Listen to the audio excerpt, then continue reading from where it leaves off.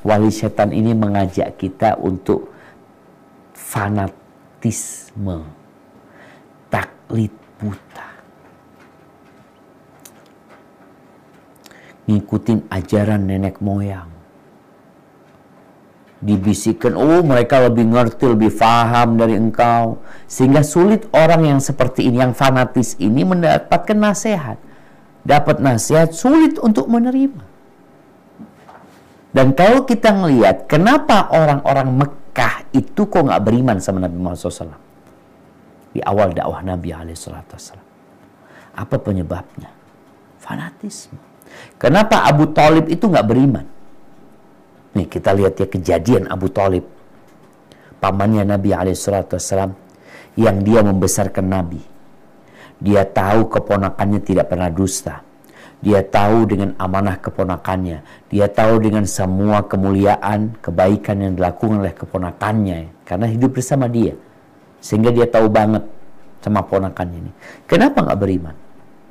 Di akhir hayatnya Abu Thalib, Nabi SAW nggak pernah putus asa untuk berdakwah. Beliau datang menjumpai paman yang sudah sakit. Di situ ada wali setan, namanya Abu Jahal dan Abdullah bin Abi Umayyah. Nabi SAW, kita lihat nih bagaimana waliullah dan wali setan. Nabi kita Muhammad SAW waliullah. Nabi mengatakan kepada pamannya, "Qul ya am, la ilaha illallah." Wahai paman, katakan la ilaha illallah. Dengan kalimat itu, aku akan membelamu di hadapan Allah pada hari kiamat nanti. Apa kata wali setan Abu Jahal sama Abdullah bin Abi Umayyah? "Atarghabu an millati Abdul Muttalib?" Apa engkau benci sama ajaran bapakmu Abdul Muttalib? Engkau benci? Kau nggak suka? Kau mau masuk Islam? Cuma itu. Nabi kembali mengatakan, "Qul la ilaha illallah." Wali setan Abu Thalib, Abu Jahal sama Abdullah bin Abi Umayyah mengatakan, "Atarghabu an millati Abdul Muttalib." Nggak banyak bicara Abu Jahal. Ini orang sudah sakit-sakitan. Cuma diingatkan dengan fanatisme terhadap bapaknya, terhadap nenek moyangnya. Apakah kau benci sama ajaran nenek moyangmu? Dan ini yang banyak terjadi juga dilakukan oleh wali-wali setan. Oh, ini udah ajaran nenek moyang kita. Ini tunggu dulu. Ajaran nenek moyang, budaya, apapun tradisi, nggak apa-apa. Asalkan nggak bertentangan dengan ajaran Allah. Kalau bertentangan sama ajaran Allah, ya tinggalkan tradisi. Oh gimana Ustaz? Kadang-kadang disebut kearifan lokal.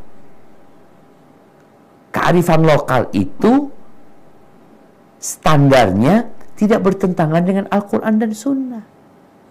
Kalau bertentangan bukan kearifan lokal, kemungkaran lokal jadinya. Allah menyebutkan di surat Az-Zukhruf ayat 22. Apa sih dalih orang-orang yang nggak mau mengikuti kebenaran ketika disampaikan? Nah. A'udzu billahi minasyaitonir rajim. Bal qalu inna wajadna aba'ana ala ummati wa inna ala atharihim muhtadun. Bahkan mereka berkata, sesungguhnya kami mendapati nenek moyang kami menganut suatu agama dan kami mendapat petunjuk untuk mengikuti jejak mereka.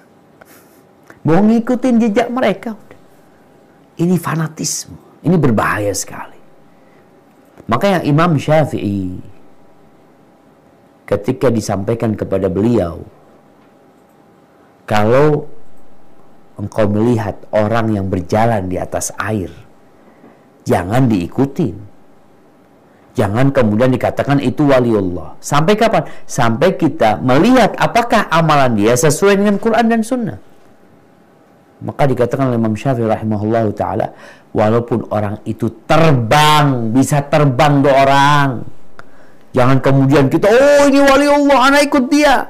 Tunggu dulu. ada memang calo-calo, yang ini dikatakan wali setan, yang berusaha untuk membuat orang itu taklid buta kepada seorang tokoh. Sampai dikatakan, udah engkau ikutin dia masuk surga. Siapa yang belum masuk surga? Tuh orang belum tentu masuk surga. Engkau mau masuk surga, boleh taklid buta. Fanatik boleh, tapi cuma sama Nabi Muhammad SAW. Ikutin Nabi Muhammad SAW.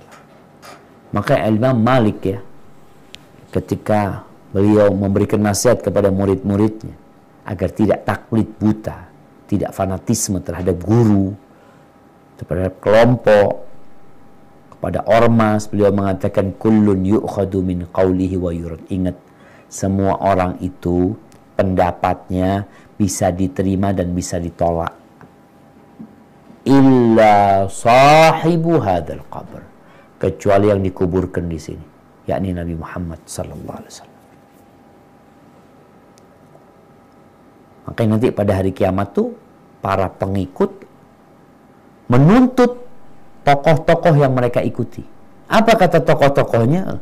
Kita nggak maksa kalian untuk ikutin kita. Mereka berlepas diri. Kenapa kalian ikut kita? Oh, kau yang nyuruh. Tapi kan kami nggak maksa. Engkau yang mau ikut. Maka ingat, golongan, ormas, guru, apapun, kita nggak boleh fanatik kepada mereka dan menjadikan mereka sebagai standar kebenaran. Yang diucapkan pasti benar, yang disampaikan pasti hak. Manusia biasa bisa salah. Kok kemudian kau jadikan standar kebenaran? Akhirnya orang lain diukur sama gurunya. Jangan. Ukuran kebenaran itu qala Allah, qala Rasul. Ini tentunya sesuai dengan bagaimana sahabat memahami qala Allah, qala Rasul.